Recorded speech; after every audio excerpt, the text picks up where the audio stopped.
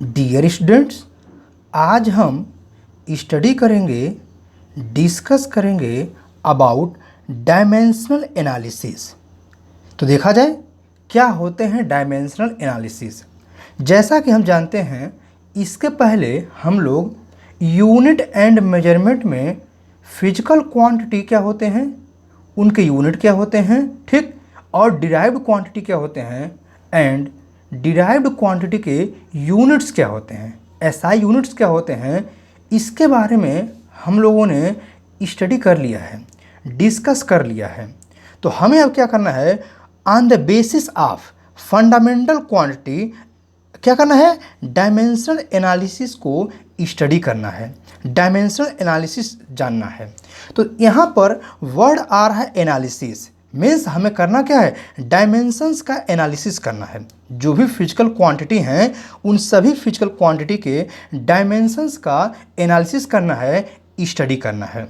तो सभी physical quantity के डायमेंशंस के स्टडी करने के लिए, एनालिसिस करने के लिए यह टेबल लर्न होना बहुत ही इम्पॉर्टेंट है, मस्ट है। अगर ये टेबल लर्न नहीं रहेगा तो कोई भी डायमेंशनल एनालिसिस का फार्मूला स्टडी नहीं किया जा सकता है, हम एनालिसिस नहीं कर सकते हैं।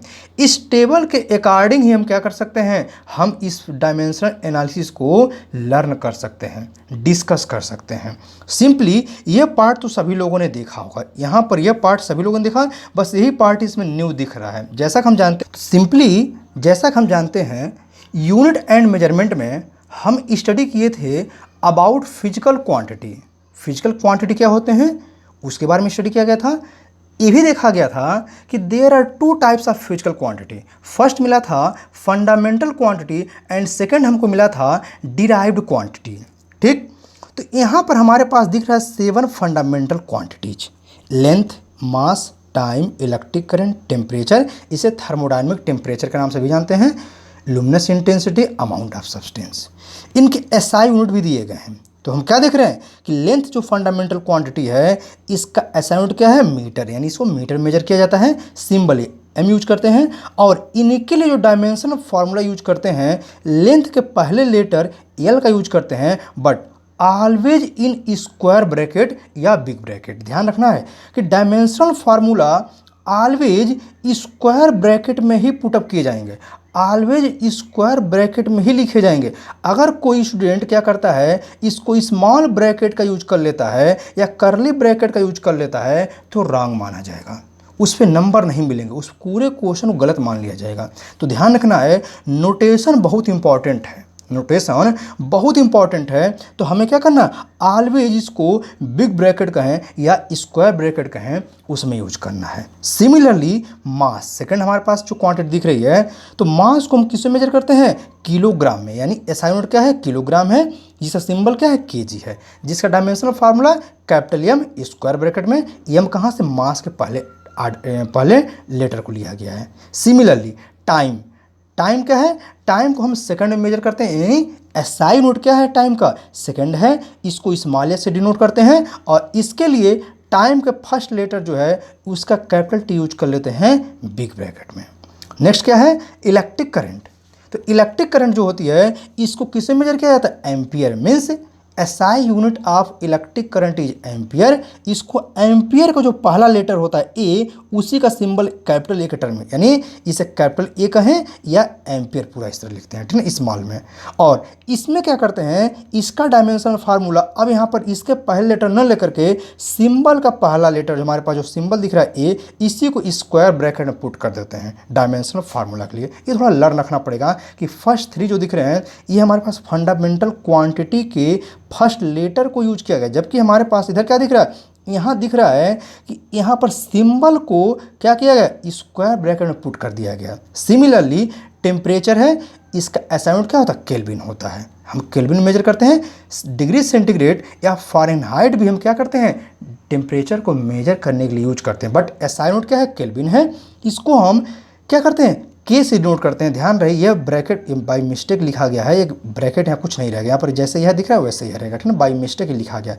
इसको कैपिटल के हमने ब्रैकेट लिया, स्क्वायर ब्रैकेट, या इसे थीटा से भी डिनोट किया जाता है। अगर कहीं पर किसी बुक में डायमेंशनल फार्मूला टेम्परेचर के लिए थीटा यूज किया गया है तो घबराने की जरूरत नहीं है। यह हमारे पास जो टेम्परेचर होता है इसको हम कैपिटल के या थीटा का यूज करते हैं।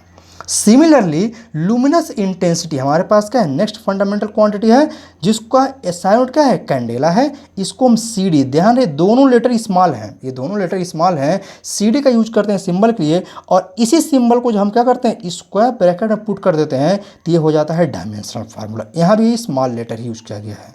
नेक्स्ट क्वांटिटी क्या है, तो वह है अमाउंट ऑफ सब्सटेंस। तो अमाउंट ऑफ सब्सटेंस यानी इसका एसआई यूनिट क्या होता है, मोल होता है, जिसका सिंबल MOL यूज करते हैं। और डायमेंशनल फार्मूला भी क्या करते हैं, इसी सिंबल को हम बिग ब्रैकेट या स्क्वायर ब्रैकेट में पुट कर देते हैं।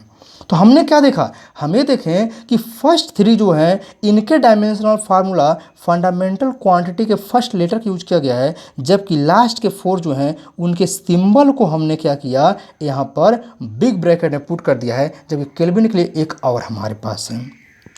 इन तीनों के हमारे पास क्या दिख रहा है, ये तीनों हमारे पास जो दिख रहे हैं इसके लेटर हैं, जबकि सिंबल है। और ये चारों के चारों स्क्वायर है, जबकि हमारे पास एक के हमारे पास का स्मॉल कैपिटल के दोनों लिया जाता है, और यहाँ पर हमारे पास थीटा मिल गया, और ये दोनों के दोनों स्मॉल है।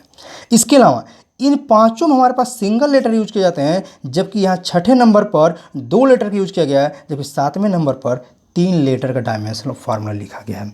लेकिन एक बात और ध्यान रखना है कि डायमेंशनल फार्मूला वैसे हम लेंथ का यूज करते हैं, फंडामेंटल क्वांटिटी में स्टार्ट लेंथ से करते हैं, लेकिन जब डायमेंशनल फार्मूला लिखते हैं, अगर हम कंसिडर करें कोई फिजिकल क्वांटिटी उसमें सातों इंक्लूड हैं, तो सबसे पहले हम एम से स्टार्ट करेंगे, यानी एम लिखा जाएगा।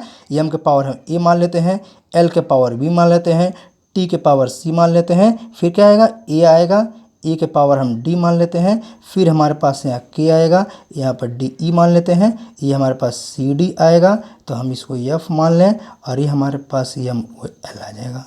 ठीक, हम इसको यानी आर्डर क्या दिख रहा है, आर्डर हम ये दिख रहे हैं एम एल टी ए के सी डी मोल, यानी इसी आर्डर में डायमेंशनल फार्मूला लिखा जाता है, चाहे हमारे पास कोई भी क्वांटिटी हो, ठीक ना। अभी आगे हम लोग और जब क्वांटिटी के बारे में स्टडी करेंगे, ये टर्म कहाँ आएंगे, इस सब के सब टर्म आएंगे डिराइव्ड क्वांटिटी केस में। ये हमने क्या स्टडी किया, ये तो फंडामेंटल क्वांटिटी है। जब फंडामेंटल बाद हम डिराइव्ड में आएंगे तो आर्डर हम इसी प्रकार लिखेंगे, जैसे हम यहाँ दिख रहे हैं लेंथ से स्टार्ट कर रहे हैं। ध्यान रहे जब हम इस तरह का टेबल पढ़ते हैं, फिजिकल क्वांटिटी पढ़ते हैं, स्टार्टिंग लेंथ से लेते हैं, नंबर 1 पे हम लेंथ लेते हैं। लेकिन डायमेंशन फार्मूला हमेशा हम मास के टर्म से यूज करते हैं, तो MLT यानी इस प्रकार का यूज करना है। जब भी हमारे पास फिजिकल क्वांटिटी आएंगे इस प्रकार इसको यूज करना है, और इन नोटेशंस का बिल्कुल ध्यान रखना है। Now dimensions of physical quantity. तो अब डायमेंशनल एनालिसिस को स्टडी करने के लिए हम जरा जानें कि डायमेंशंस क्या होते हैं। तो सिंपली फिजिकल क्वांटिटी के डायमेंशंस के बारे में हमको जानना है। तो देखा जाए, the dimensions of a physical quantity are the powers to which the fundamental units are raised in order to obtain the derived unit of that quantity. यानी क्या करना है, हमें डिराइव्ड क्वांटिटी को फाइंड आउट करना है। जैसा कि सभी लोग जानते होंगे कि जैसे हम कंसिडर कर लें, सिंपली एरिया की बात कर लें। एरिया जो होता है वो क्या होता है, एरिया हमारे पास जो यूनिट अगर लेते हैं तो मीटर स्क्वायर होता है ना। तो सिंपली मीटर स्क्वायर का मीनिंग क्या हुआ, मीनिंग ये हुआ कि फंडामेंटल क्वांटिटी जो लेंथ है इसका यूनिट जो मीटर है इसको 2 टाइम्स यूज किया गया। तो ही कह रहा है कि the dimensions of a physical quantity are the powers to which the fundamental units are raised. यानी फंडामेंटल यूनिट क्या था, मीटर था। कितने पावर रेज्ड किए गए, यहाँ पर एरिया के लिए 2 पावर रेस्ट किए हैं। In order to obtain derived unit of that quantity, तो एरिया का हमने फाइंड आउट कर लिया। सिमिलरली हमको वॉल्यूम को फाइंड आउट करना हो तो वॉल्यूम को हम क्या कर सकते हैं, मीटर क्यूब होता है। तो यहाँ पर क्या गया, यूनिट हमारे पास मीटर है और कितने पावर रेस्ट किए गए, power to be the fundamental units are raised. तो कितने पावर हैं, यहाँ पर 3 हैं। तो ये हमारे पास क्या हो गया, ये हो गया डायमेंशंस। ये हमारे पास डायमेंशंस ऑफ फिजिकल क्वांटिटी होते हैं। एक्चुअल हम क्या करेंगे, इन्हीं फंडामेंटल क्वांटिटी का यूज करके इन फंडामेंटल क्वांटिटी का यूज करके हम डिराइव्ड क्वांटिटी का क्या करेंगे, डायमेंशनल फार्मूला फाइंड आउट करेंगे। जैसा कि हम जानते हैं ये तो हमारे पास फंडामेंटल हैं और हमारे पास ओनली 7 फंडामेंटल होते हैं। इनके अलावा फिजिक्स में जो भी हमारे पास क्वांटिटी हैं वो सब के सब क्या हैं, सब के सब डिराइव्ड क्वांटिटी हैं and their units are derived unit. तो क्या है, तो उन क्वांटिटी के बारे में हमें स्टडी करना है, तो इसलिए क्या करना होता है, हमको यहाँ पर डायमेंशंस के बारे में जानना होता है, ठीक ना। तो डायमेंशंस के बारे में जानना होता है। अब डायमेंशंस जानने के बाद हमें क्या करना है, हमें जानना है कि डायमेंशनल फार्मूला क्या होते हैं। हमने तो देखा कि डायमेंशंस क्या होते हैं, लेकिन dimensional formula of physical quantity क्या होता है, तो इसको देखा जाए। Dimensional formula, the dimensional formula of a physical quantity is the expression which tells us how the given quantity is expressed in terms of the fundamental quantities. To express the dimensions of physical quantities, mass, length and time are denoted by ML&T। जैसा कि अभी हम लोग अभी देखे हैं कि यहाँ पर क्या था, यहाँ पर हमारे पास ये टर्म क्या थे, मास को हम M यूज कर रहे थे, लेंथ के लिए L, टाइम के लिए T, ठीक ना। तो यहाँ पर क्या है, हमारे पास नॉर्मली जो होते हैं क्वांटिटी उन्हें हम क्या करते हैं, हम इस प्रकार डिनोट करते हैं। If the dimensions of a physical quantity are a in mass, यानी क्या है, जैसे हमने कहा पावर, जैसे हमने पहले मीटर स्क्वायर मीटर लिया था, तो मीटर स्क्वायर जो होता है एरिया हो जाता है। तो जो स्क्वायर टर्म यानी 2 पावर था उसको हम ए मान लें, किसके लिए, मास के लिए, यानी मास पे पावर कितना हो, 2 ए हो, ठीक। लेंथ पे कितना हो, बी हो, एंड टाइम पर कितना हो, सी हो। देन डायमेंशनल फार्मूला या डायमेंशंस कर सकते हैं, डायमेंशनल फार्मूला कहें या डायमेंशंस कर सकते हैं। आप that physical quantity shall be written in the following manner. तो क्या करना होता है, हमको इस मैनर में लिखना होता है। जैसा कि अभी हम देखे हैं कि क्या करते हैं, हम देखे हैं यहाँ पर कि हम स्क्वायर ब्रैकेट के फॉर्म में सबको लिखते हैं। ध्यान रखना है, ऑलवेज स्क्वायर ब्रैकेट होना चाहिए। अगर कहीं भी स्मॉल ब्रैकेट या कर्ली ब्रैकेट यूज किया गया तो रॉन्ग माना जाएगा। उस क्वेश्चन का जो सलूशन होगा या आंसर मिलेगा एग्जाम में उसको रॉन्ग माना जाएगा, 0 मार्क्स दिया जाएगा। अगर हम यहाँ पर टी को ही लिखे हैं, लेकिन टी को क्या कर दिया हमने, टी के साथ साथ हमने यहाँ पर कर दिया स्मॉल ब्रैकेट में या करली ब्रैकेट में, तो गलत मान लिया जाएगा, चाहे टी हमारा करेक्ट ही क्यों ना। लेकिन ऑलवेज हमको क्या करना है, हमें स्क्वायर ब्रैकेट या हमें कह सकते हैं बिग ब्रैकेट में लिखना है, ठीक। तो इस प्रकार हमने मान लिया कि कोई फिजिकल क्वांटिटी है जिसमें तीनों टर्म मास, लेंथ और टाइम का यूज किया जा रहा है, ठीक। तो इन क्वांटिटी का हमारे पास डायमेंशनल फार्मूला कुछ इस प्रकार मिलेगा, वेयर ए बी सी क्या है, तो ए बी सी जब हमने कहा, ए यहाँ पर कहा गया कि हमारे पास अभी dimensional analysis, dimensions of physical quantity में ए बी सी क्या है, पावर है। इन फंडामेंटल क्वांटिटी पे जो पावर रेज्ड किए जा रहे हैं वही पावर हैं, ठीक। इन पावर का यूज करना है हमको। इन्हीं पावर के अकॉर्डिंग क्या करते हैं, हम डायमेंशनल फार्मूला फाइंड आउट कर सकते हैं किसी भी फिजिकल क्वांटिटी। कौन से फिजिकल क्वांटिटी, डिराइव्ड क्वांटिटी का। जैसा कि हम जानते हैं फिजिकल क्वांटिटी 2 पार्ट्स होते हैं, पहला होता है फंडामेंटल और दूसरा होता है डिराइव्ड। तो फंडामेंटल तो हमने देख ही लिया है, हमें इसके बाद से क्या देखना था, डिराइव्ड क्वांटिटी देखना था, ठीक। तो अब क्या करना है, हमें इन फार्मूले के अकॉर्डिंग कुछ फार्मूले को देखना है कि देखा जाए कुछ फार्मूले क्या क्या हो सकते हैं, क्या हो सकते हैं फार्मूले। तो जैसे हम एग्जाम्पल के लिए देखें, फॉर एग्जाम्पल हम लेते हैं क्या, एरिया। एरिया हमने लिया, सबसे स्मॉलेस्ट हमारे पास जो ले रहे हैं, ठीक। तो एरिया का हमने यूज किया, तो एरिया हमारे पास सिंपली क्या होता है, लेंथ इनटू ब्रेथ होता है। जैसे मान लें कोई हमारे पास क्या है, एक रेक्टेंगल है, या ये स्क्वायर भी ले सकते हैं, तो स्क्वायर टर्म में लेंथ और ब्रेथ इक्वल हो जाते हैं, ठीक। तो एरिया अगर हम किसी भी ऑब्जेक्ट का निकालें, कुछ भी शेप हो सकता है, नॉट ओनली स्क्वायर या रेक्टेंगल, है ना, कोई भी शेप हो सकता है। सिंपली अगर रेक्टेंगल की बात करते हैं तो एरिया जो होता है लेंथ इनटू ब्रेथ होता है। तो इसका जो हमारे पास लेंथ का यूनिट क्या होता है, तो ये मीटर होता है। ब्रेथ का क्या होता है, ये भी मीटर होता है, यानी मीटर इंटू मीटर तो मीटर स्क्वायर हो गया। और एल इसका मिलेगा, एल इसका मिलेगा, तो हम क्या कर सकते हैं, एल पावर 2। जैसा हमने कहा कि यहाँ पर हमारे पास अभी टर्म मिल रहा था कि पावर यम के पावर आएंगे, तो यहाँ पर यम के पावर हमारे पास ए था, इस प्रकार यहाँ पर क्या हो गया, यहाँ पर पावर हमारे पास 2 आ गया। और क्या आ गया, 2 आ गया। सिमिलरली हम वॉल्यूम को देखें, वॉल्यूम क्या होता है, अगर हमारे पास यहाँ पर क्यूब या क्यूबाइड है, ठीक ना, हम यहाँ पर क्यूब या क्यूबाइड ले लेते हैं, तो हमें यहाँ पर क्या मिल जाएगा, यहाँ पर हमको length into breadth into height. तो इसका भी यूनिट क्या मिलेगा, मीटर मिलेगा, इसका भी मीटर मिलेगा, इसका भी metre, metre metre metre cube. तो एल एल एल यानी पावर कितने आ गए, 3 आ गए, या कह सकते हैं मीटर का एल होता है, पावर 3 आ गया। ठीक, सिमिलरली हम डेंसिटी को देखें। डेंसिटी क्या होता है, डेंसिटी का जो फार्मूला सिंपली होता है मास पर यूनिट वॉल्यूम।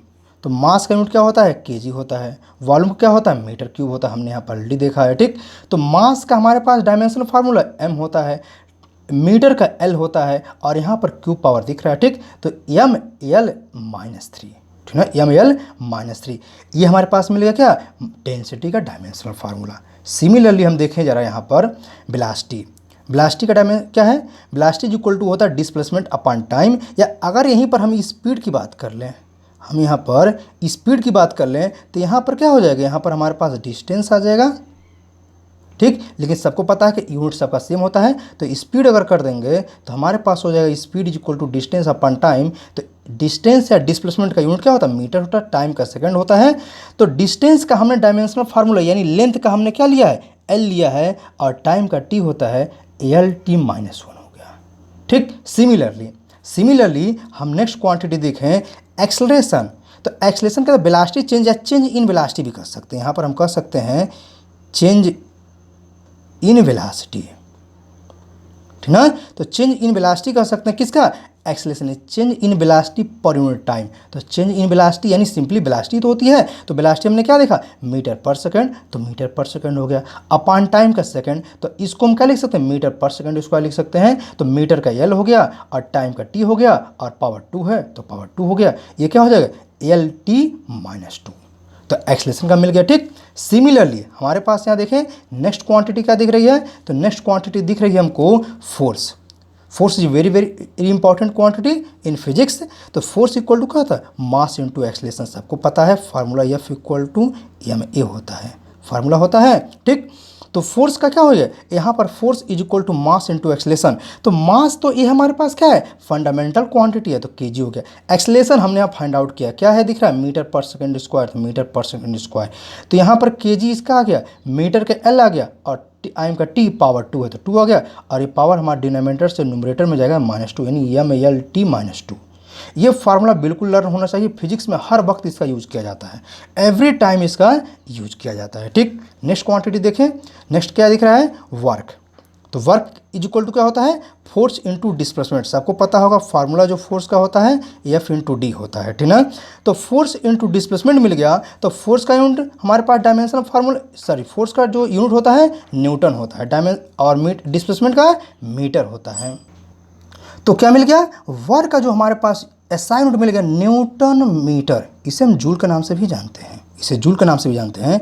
तो न्यूटन मीटर, और इसे जब ब्रेक करेंगे न्यूटन का केजी मीटर पर सेकंड स्क्वायर होता है, ये मीटर है, तो ये क्या मिल गया, केजी मीटर स्क्वायर पर सेकंड स्क्वायर। तो केजी का एम, मीटर का एल, पावर 2 है तो पावर 2 हो गया, और टाइम सेकंड का टी, और पावर 2 है 2 हो गया, तो M L two T minus 2। तो ये हमारे पास क्या मिल गया, ये मिल गया dimensional formula of work. Similarly हम कुछ और क्वांटिटी का देख सकते हैं, जैसे हमारे पास यहाँ दिख रहा है एक्सेलरेशन ड्यू टू ग्रेविटी, या इसे सिंपली वेट या फोर्स पर मास भी कर सकते हैं, ठीक ना। अभी हम लोग एक्सेलरेशन देखे हैं तो सेम वही मिल जाएगा, ये मीटर पर सेकंड स्क्वायर, और हमारे पास एल टी माइनस 2 मिल जाएगा। क्या एक्सेलरेशन ड्यू टू ग्रेविटी कहें या सिंपली एक्सेलरेशन कहें, उसका डायमेंशनल फार्मूला। नेक्स्ट देखेंगे पावर। पावर क्या दिख रहा है, वर्क अपॉन टाइम। तो वर्क का हमने ये देखा, टाइम की ये मिला, ये मिल गया। ठीक, एसआई यूनिट हमारे पास से मिल जाते हैं। लीनियर मोमेंटम, तो लीनियर मोमेंटम क्या होता है, मास इंटू वेलोसिटी होता है। ठीक, तो मास का एम हो गया, और वेलोसिटी का एम एल माइनस 1, हम एल टी माइनस 1 हमने अभी फाइंड आउट किया था। तो हमारे पास ये मिल गया एल टी माइनस 1, क्या मिल गया, डायमेंशनल फार्मूला ऑफ, यहाँ पर मिल गया हमको किसके लिए, वेलोसिटी के लिए। तो हमारे पास एम एल टी माइनस 1 मिल गया, this is the SI unit. Similarly kinetic energy half into mass into velocity square. तो हाफ का ध्यान रहे, अभी आगे हम लोग लिमिटेशंस पढ़ने वाले हैं, डायमेंशनल एनालिसिस के लिमिटेशंस पढ़ने वाले हैं। तो वहाँ पर हम देखेंगे कि नंबर्स का कोई डायमेंशनल फार्मूला नहीं होता है, इसलिए यहाँ पर क्या मास के लिए एम यूज करेंगे, और वेलोसिटी की एल टी माइनस 1 यूज करेंगे, स्क्वायर तो स्क्वायर यूज कर लेंगे, और जब सॉल्व करेंगे तो हमको एम एल टू यानी एल का स्क्वायर टी का -2 स्क्वायर हो जाएगा, तो हमको ये मिल जाएगा, जिसको हमारे पास यूनिट क्या होता है, जूल होता है। सिमिलरली हमारे पास क्या दिख रहा है, पोटेंशियल एनर्जी। तो पोटेंशियल mgh होता है, तो mass into acceleration due to gravity into height, यानी mgh हो गया। तो mg हमारे पास एक्सेलरेशन ड्यू टू ग्रेविटी हमने यहाँ देखा है, और हमारे पास हाइट होता है, ये मिल जाएगा, ये हो जाता है। प्रेशर फोर्स अपॉन एरिया होता है। तो फोर्स का अभी हमने कहा कि लर्न होना चाहिए, तो फोर्स का डायमेंशनल फार्मूला ये हो गया, और एरिया का एल स्क्वायर ये हमने सॉल्व किया, ये मिल गया। इम्पल्स क्या होता है, फोर्स इनटू टाइम होता है, तो हमारे पास फोर्स मिल गया, टाइम मिल गया, ये आ गया। Similarly moment of force, force into force arm हो जाता है, यानी मोमेंट ऑफ फोर्स सिंपली कर सकते हैं फोर्स इनटू परपेंडिकुलर डिस्टेंस, यानी फोर्स आर्म मतलब परपेंडिकुलर डिस्टेंस की बात हो रही है, देखें लेंथ है, तो फोर्स इनटू, तो यहाँ पर दिख रहा होगा बार बार फोर्स का टर्म आ रहा है, हमने इसलिए कहा कि डायमेंशनल फार्मूला ऑफ फोर्स एकदम बिल्कुल लर्न होना चाहिए। तो क्या मिल गया हमारे पास, ये मिल गया। नेक्स्ट फोर्स कांस्टेंट, तो applied force upon extension in length, यानी ये तो मिलता है हमारे पास, और ये मिल गया क्या, mlt-2 अपॉन एल, ये मिल गया। स्ट्रेस फोर्स अपॉन एरिया, ध्यान रहे प्रेशर और दोनों एक ही चीज़ होते हैं, लेकिन इन दोनों में डिफरेंस होते हैं, प्रेशर और स्ट्रेस में डिफरेंस होते हैं। इसके बारे में हम लोग इलास्टिसिटी चैप्टर है वहाँ पर स्टडी किया जाएगा कि क्या क्या डिफरेंसेज हैं प्रेशर और स्ट्रेस में, तो वहाँ पर इसके बारे में डिटेल में डिस्कस किया जाएगा। ठीक, नेक्स्ट क्या दिख रहा है, स्ट्रेन दिख रहा है। तो स्ट्रेन जो होता है extension in length upon original length, ध्यान रहे दोनों लेंथ है, मीटर मीटर इन कैंसिल आउट हो गए, यानी स्ट्रेन जो है ये डायमेंशन लेस क्वांटिटी है, नो यूनिट। इसके बारे में भी हम लोग जब पढ़ेंगे लिमिटेशंस ऑफ डायमेंशनल एनालिसिस, वहाँ पर डिस्कस किया जाएगा। ध्यान रहे ऐसे फिजिकल क्वांटिटी जिनका कोई यूनिट नहीं होता, मीन्स रेशियो, लेंथ ए भी लेंथ क्या हो गया, रेशियो हो गया, रेशियो नंबर्स, ठीक ना। अभी हम लोग देखें क्या यहाँ पर नंबर आया है, तो नंबर होते हैं, रेशियो होते हैं, ठीक ना।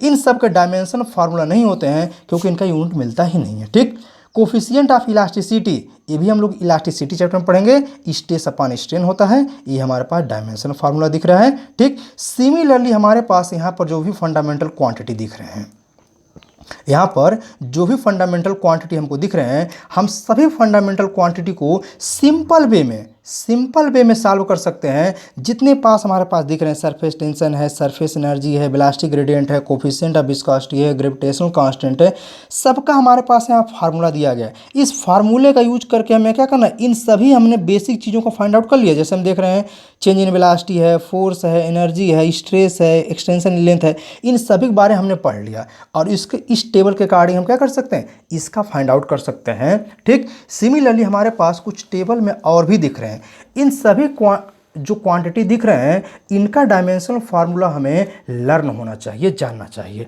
लर्न कहने का सेंस से रटने से मतलब नहीं, ध्यान रहे हमारे कहने के यहाँ लर्न करने का मतलब रटें, लर्न करने का मीनिंग है हमें समझना चाहिए, सीखना चाहिए, हमें कॉन्सेप्ट क्लियर होना चाहिए। यानी जैसे हमने कहा था फ्रीक्वेंसी, तो हमें यहाँ पर इसके फ्रीक्वेंसी का डायमेंशनल फार्मूला लर्न करने के या रटने की जरूरत नहीं है, फ्रीक्वेंसी का कॉन्सेप्ट पता होना चाहिए। Frequency is equal to 1 upon time, और टाइम का टी होता है तो 1 अपॉन टी, यानी t-1 आ गया।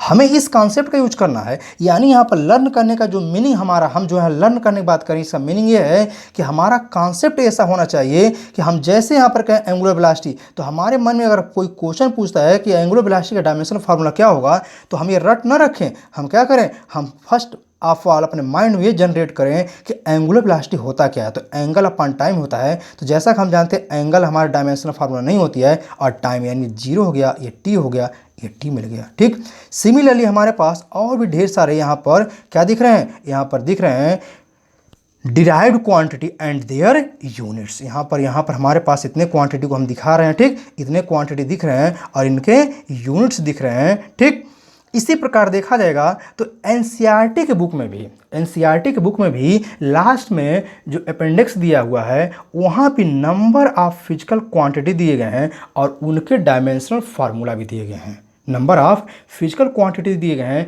और उसके डायमेंशनल फार्मूला दिए गए हैं, उनको भी हमें जानना जरूरी है, उनको भी लर्न करना चाहिए। वह भी हमें लर्न करने में, फिर से अगेन मैं बता रहा हूँ, सीखना चाहिए। ठीक, सिमिलरली हमारे पास यहाँ पर क्या दिख रहे हैं, एक और भी हमारे पास क्वांटिटी दिख रहे हैं। ठीक, इन क्वांटिटी का, लेकिन यहाँ पर थोड़ा सा हमें कन्फ्यूजन आ सकता है। डिफरेंट बुक यूज करेंगे किसी किसी बुक में यह डायमेंशन फार्मूला में चेंजिंग दिखाई देगा। जैसा कि हम जानते हैं यहाँ पर 1 मोल वर्ड यूज कर लिया गया है, लेकिन हम जैसा जानते हैं मोल का भी हमारे पास डायमेंशनल फार्मूला होता है। तो R इक्वल टू PV/T दिख रहा है, लेकिन अगर हम इसके बारे में जानें, डिस्कस करें, तो हम यह पाएंगे कि हमारे पास फार्मूला जो होता है, एक्चुअल में जो फार्मूला होता है वो क्या होता है, PV इक्वल टू NRT होता है। और यहाँ से हम R निकालेंगे अगर, तो R इक्वल टू PV/, तो ये R निकालेंगे तो PV/NT मिलेगा। लेकिन यहाँ पर बुक में ऑलरेडी इसने क्या कर दिया है,